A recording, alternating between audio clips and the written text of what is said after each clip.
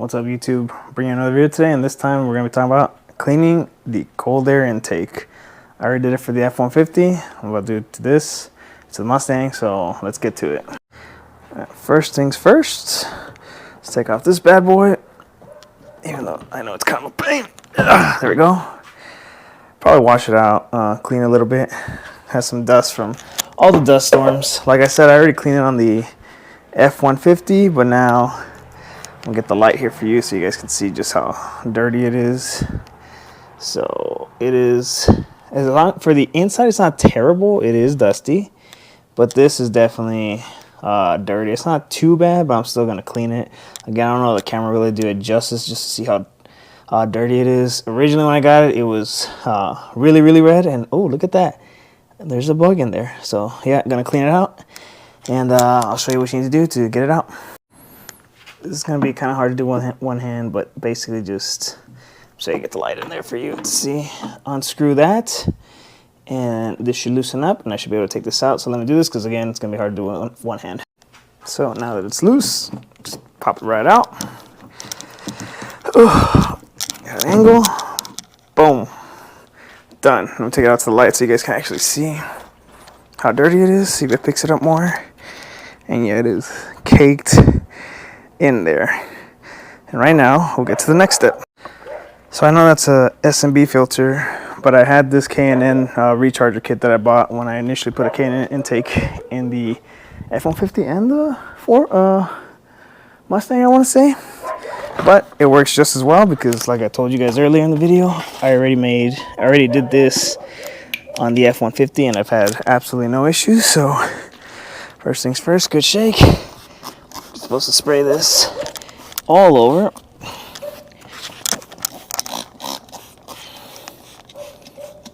Turn this bad boy around. Spray up in there. Get it nice and wet all around. One more spray just to make sure I got everything.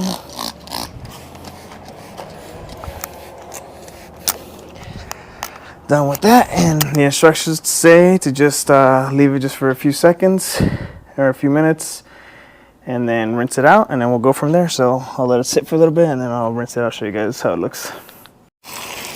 And now we rinse. So I don't know if you can really tell, but it is all the red is coming out, all this dirt. It's just falling off basically. I don't know if the camera will be able to pick it up, but it looks just more white now than red because, again, it's taking off all the old oil, all the dirt. So rinsing it out. Again, you don't want to do too much pressure because you put too much pressure, like a pressure washer or just a stronger force, you have the potential of damaging the fins. I think that's what they're called. So here, you don't want to damage that. So again, you don't want anything with too much pressure. Rinse it out from the inside out, outside in. Make sure everything comes out. Again, flip it back over. Rinse it. And once I'm done, I'm just going to let it dry out here for, luckily it's like in the hundreds, so it shouldn't take that long, no more than 30 minutes, maybe an hour to get it dry. And we'll go on to the next step.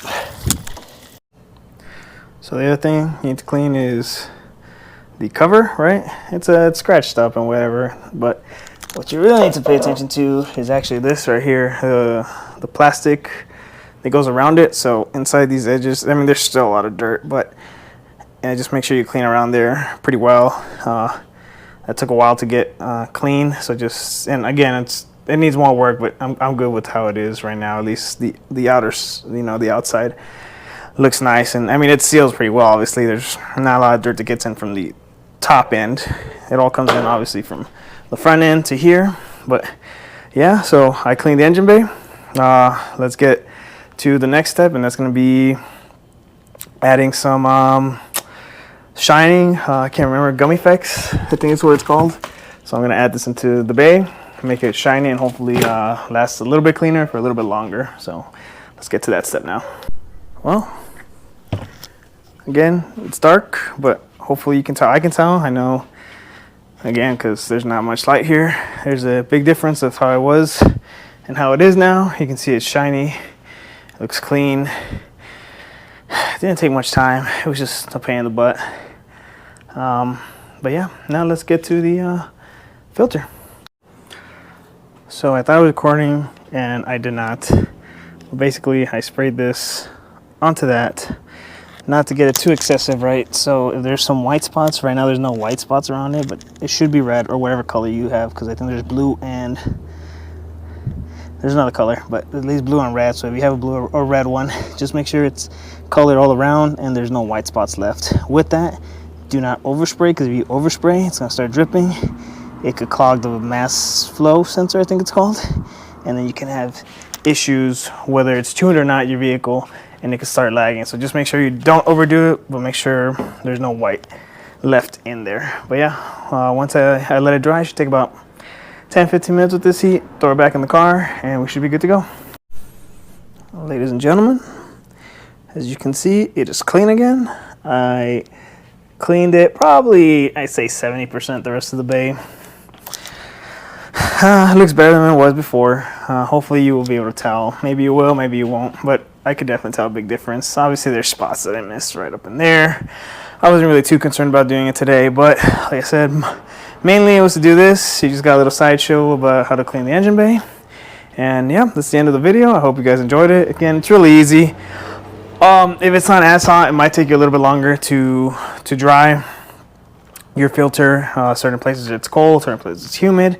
I remember when I was in Georgia, it took me a significant longer time. I had to bring it inside and just let it dry naturally with the inside air, or however you want to say that, because it was just too humid. It just would not dry. Here in El Paso, Texas, obviously it's just dry, 100 degrees, and it'll dry up right away. So it just depends on where you live. Could take longer, could take shorter. But yeah, not bad. It'll definitely help your engine breathe better again, right? Because it was dirty. So we'll see if there's a mile per gallon difference. I doubt it, but it was dirty. I needed to clean it, and the engine's gonna breathe better now. Like I said, I did it to the truck whenever I did the manifold video. So it's what, 2 months in, a month in. But yeah, you should probably do it depending on where you live. Like me, where it's dusty here, I'd say like every year, maybe pushing a year and a half. You're not really supposed to. You're not really supposed to clean them too often. I know. I think it's recommended every 30,000 miles. But again, it just depends where you're at, where you are, where you live. It's super dusty here. It's gonna get clogged up. I think, right? Maybe not. Maybe I could have gone to 30, but I just felt safe doing it. Probably like around 10, 12 right now, and probably 2 years after the fact. That one probably about 15. And they were just really dusty. So again, we'll see if it breathes better or not. I couldn't really tell a difference after I cleaned the F-150, but it just looks nicer. And again, it's just peace of mind that it's clean. But yeah, hopefully you guys enjoyed the video. See you.